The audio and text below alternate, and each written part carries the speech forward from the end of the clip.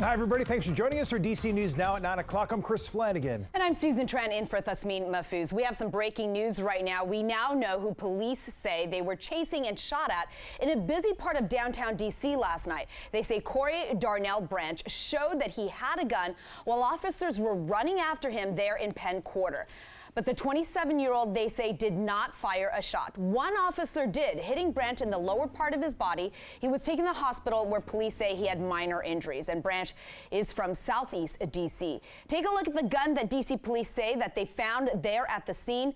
Per standard protocol, the officer who fired that shot at Branch is on administrative leave while they investigate this case.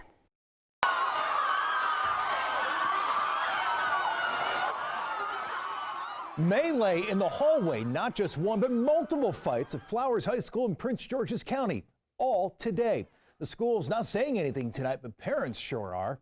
Our Jan-Marie Sisse is at the high school today, and tonight, Jan-Marie, you have more video and eyewitnesses, and there was certainly bedlam in those hallways. Yeah, definitely a very chaotic day here at Charles Herbert Flowers High School in the Springdale area. Now, one student tells me nearly 10 different fights broke out throughout the school day, and parents tell me that something needs to be done. This is one of many fights that broke out at Charles Herbert Flowers High School on Tuesday during their Spirit Week. Gotta be like 10 fights at the most. Like, it was crazy. Too much commotion. Here's another. And another. A student who we're not showing or identifying for safety reasons says he saw the hallway chaos and violence firsthand. They were jumping them too. It was people jumping somebody. I wasn't scared or terrified. I was just confused. I was like, why are you jumping somebody? You can see school security stepping in to break up the fights. Like, there's security guards everywhere. Like, every time there was a fight, there would be a security guard like there to break it up. Besides like a couple of them. And he says students were held in third period longer than usual. And the principals for the school, this is nonsense.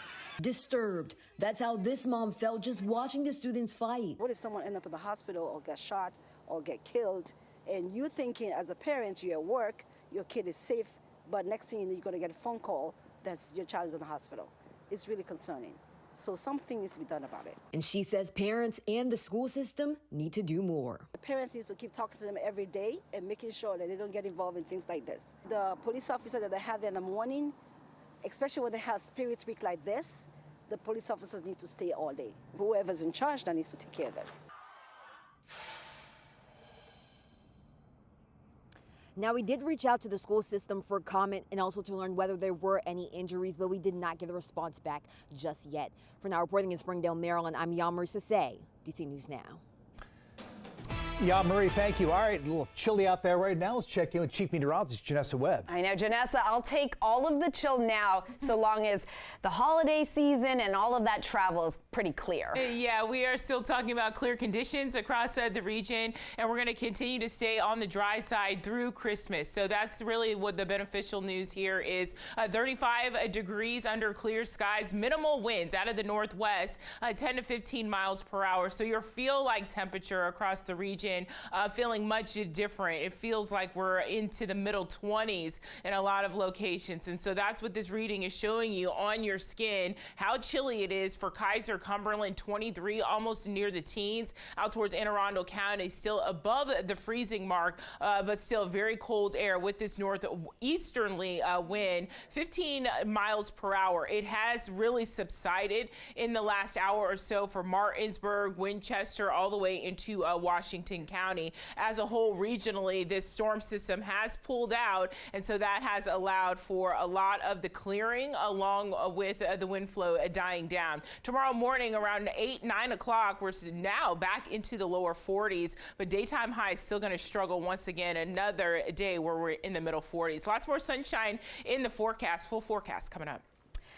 New tonight, a measure in Frederick County to further limit development around Sugarloaf Mountain, and it fails 5-2. The company that owns Sugarloaf, Stronghold Incorporation, has historically threatened to close access to the public if the county did move forward with such a plan.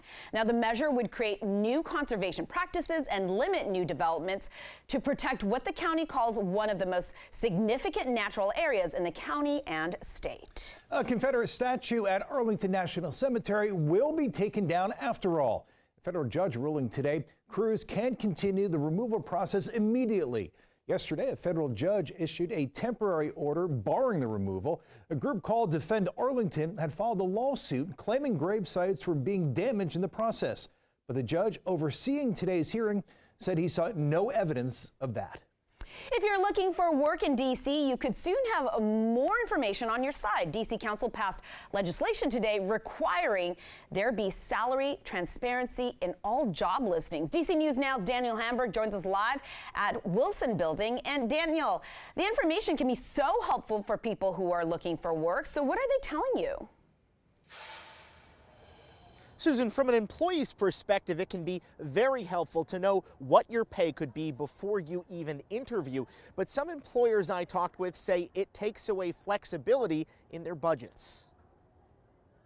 Landing a job interview can be difficult, on top of sometimes not knowing what that job will pay. People don't want to get underpaid, you know, like everyone should know and deserves to know how much like everyone is making and how much that actually benefits the company that they work for. That's why the D.C. Council took action Tuesday in a 12-1 vote requiring employers to post a salary range and benefits for new job listings. As someone who has recently been on the job hunt, that sounds fantastic. I think it's better to have people informed on what they're getting into and know what kind of money they're going to make and not have to waste the time applying to jobs that aren't going to pay them well. The legislation also prohibits employers from asking job candidates about their salary history. Councilmember Christina Henderson says it saves both sides time and money. Not only have you wasted an employer's time, but you also waste your valuable time going through an interview process for a job that frankly doesn't allow for you to pay your rent. She says much of the legislation is geared at solving gender inequities. I appreciate that attention is being paid to wage gaps, based on gender and other demographics. Women are making far less than men here in the District of Columbia, and we're hopeful that these reforms will help improve that. Now, the legislation is set to go into effect on June 30th, though it still does have to be signed by the mayor and then go through congressional approval. We're live in Northwest. Daniel Hamburg, DC News Now. Well, D.C. Council members are urging Mayor Muriel Bowser to give SNAP recipients more money in 2024. The city set aside up to $39 million for SNAP benefits, but the mayor's administration chose not to use it for its intended purpose. Now, we just received a statement from the Office of the D.C. Deputy Mayor for Health and Human Services. They say SNAP increases are currently on hold because of other major funding obligations like Metro and union contracts, along with operational and spending pressures across several DHS-administered programs. The office says they must carefully consider their ability to spend resources on SNAP benefits in light of other unfunded obligations. Tonight, new concerns in Alexandria over the proposed plan to move the Wizards and the Capitals out of the district and right into the Potomac Yard neighborhood. We're taking a look at the environmental concerns raised by a former city leader. He says the arena has no place in that neighborhood. Northern Virginia Bureau reporter Max Marcilla joining us live near the proposed site tonight with details. And Max, you just spoke with this former Vice Mayor, Andrew McDonald. What are his biggest concerns? Well, Susan, Chris, his biggest concern is the same reason why he opposed the Metro being built here. He says this area is already prone to flooding, and bringing that entertainment venue to this part of Alexandria could only make that problem worse. And it's a glorious morning. The excitement from current elected officials in Alexandria, I think it's a terrible thing for Alexandria. not shared by this one from the past. I think what we're basically doing is trying to subsidize a billionaire. Andrew McDonald served on city council from 2003 to 2007, 2 of those years as vice mayor. He says this vision of a new home for the Wizards and Capitals, plus a concert venue and underground parking, is misguided for a number of reasons, not the least of which he says is what it could mean for the environment environment. We have a great deal of concern about the actual construction of an arena in an area that may flood more and more down the road. According to Climate Central, a science-based nonprofit that does climate change research and reporting, parts of the area could be below the annual flood level in the coming decades, including nearby roadways and the new metro station. It may mean that the metro station has to be expanded, which could, of course, encroach upon the wetlands and the parkway even more. You know, we would obviously fully ensure that the infrastructure is able to meet the use here. Last week, Mayor Justin Wilson discussed that concern after the announcement as he, the governor, and other political leaders faced the challenge of rallying support in this neighborhood and in Richmond. Of course, the renderings are done, the announcement is done, but nothing can move forward without the support of lawmakers in Richmond and the Alexandria City Council. Tonight, we reached out to Governor Youngkin and Mayor Wilson to ask about these potential flooding problems. We have yet to hear back from either. Reporting live in Alexandria, Max Marcilla, DC News Now. Max, thank you. It looks like all 131 Virginia school districts have reportedly submitted their plans to help students with learning loss from the pandemic. You might remember several months back, Governor Glenn Youngkin and the General Assembly, they set aside $418 million in that budget to address all of this pandemic learning loss. And all the districts have filed the request for the money. They say they need to do this work. The Department of Education is now reviewing all the requests. And here's a breakdown. Fairfax County Schools wants about $28 million. Prince William County, about $32 million. Loudoun Schools, $13.6 million. Arlington, $2.4 million. And the schools are expected to start seeing the money by the end of June. All right, all is quiet once again on the Beltway after President Biden paid a visit to Bethesda right in the middle of the evening rush hour.